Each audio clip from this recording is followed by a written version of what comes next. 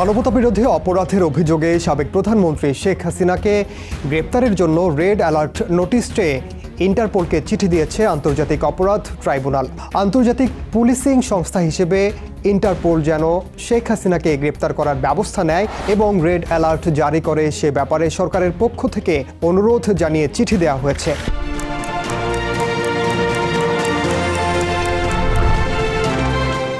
Interpol কিভাবে কাজ করে ইন্টারপোল, রেড নোটিশ জারি করলে কি হয় তাই জানাবো এবারের দৃশ্যপটে। সঙ্গে আছে আমি ওমর ইনান।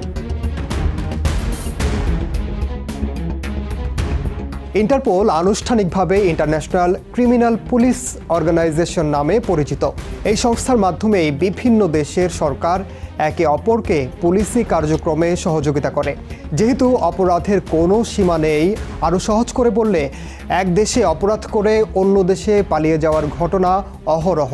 এই অবস্থায় অপরাধীদের আইনের আওতায় আনতে এক দেশ অপর দেশকে সহযোগিতা করতে গুরুত্বপূর্ণ ভূমিকা রাখতে সক্ষম ইন্টারপোল। ইন্টারপোলের মূল লক্ষ্যই হলো বৈশ্বিক নিরাপত্তা চ্যালেঞ্জ মোকাবিলায় একসঙ্গে কাজ করা।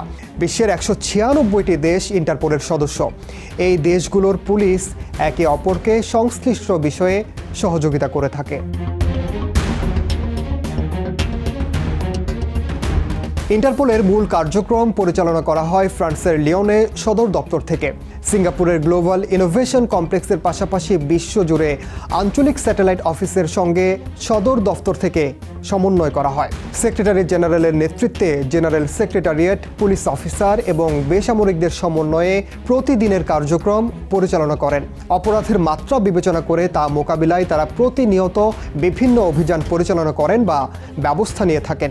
প্রতিটি সদস্য দেশের নিজস্ব Interpol national central bureau NCB রয়েছে, যা আবার জেনারেল সেক্রেটারিয়েট এবং অন্যান্য এনসিবির কেন্দ্রীয় যোগাযোগ ক্ষেত্র হিসেবে কাজ করে।